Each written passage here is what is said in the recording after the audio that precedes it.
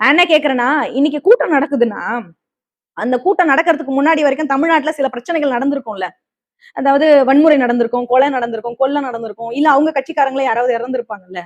அப்ப இது எல்லாத்தையும் பத்தி அந்த தலைவர் அந்த மேடையில, அந்த கூட்டத்துல பேசணும், கண்டிக்கணும். இப்படியான பேச்சுக்கள் உங்ககிட்ட ஏதாவது இருந்ததா? மகளிர் தின விழாவுல? எப்பவும் கிடையாது. தமிழ்நாட்டுல நாங்குநேரியில தலித் மக்கள் மேல தாக்குதல் நடந்திருக்கு, படுகொலைகள் நடந்திருக்கு. பாபா சாஹேப் அம்பேத்கர் படம் போட்டா மட்டும் போதுமா? எங்க கொள்கை தலைவர்னு சொன்னா மட்டும் போதுமா? மேடையில பேசினா மட்டும் போதுமா?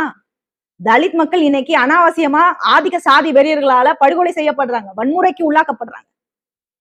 ஆளுங்கட்சி பேச மாட்டாங்க. ஏன்னா அவங்க கட்சி அவங்க தான் ஆட்சி நடத்துறாங்க. அதனால பேச மாட்டாங்க. எதிர்கட்சி பேசல. அவங்களுக்கு தேர்தல் இருக்கு. காரணம் ஜாதி ஓட்டு முக்கியம். அதனால அவங்க பேசல. சரி நீங்க தான் மாற்றுன்னு சொல்றீங்கல்ல. என்ன மாற்றம்? மாற்றம்னா என்ன மாற்று? அதிமுகவுக்கும் திமுகவுக்கும் மாற்றம்னா நீங்க தான் புதுசா எதனா செய்யணும் தானே? புதுசா ஏதாவது சொல்லணும் தானே? அவங்க 1500 ரூபாய் கொடுத்தா நான் 2000 கொடுப்பேன், 2500 ரூபாய் கொடுப்பேன்னு சொல்றதா இதுதான் மாற்றமா? தமிழ்நாடு முழுக்க பெண்களுக்கு இலவசம் பேருந்து கொடுப்பேன்னு சொல்றது மாற்றமா? திராவிட கட்சிகளுக்கும் உங்களுக்கும் எந்த எந்த வகையில வித்தியாசம் இருக்கு? ஒண்ணுமே கிடையாது. 2மே ஒண்ணா மாரி தானே இருக்கு.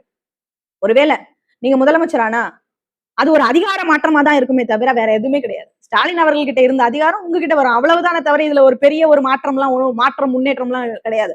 அப்படி மாற்றம் முன்னேற்றம் சொன்னவங்க எல்லாம் இன்னைக்கு என்ன கதியில இருக்கிறாங்க நம்ம பார்த்துட்டு தான் இருக்கோம்.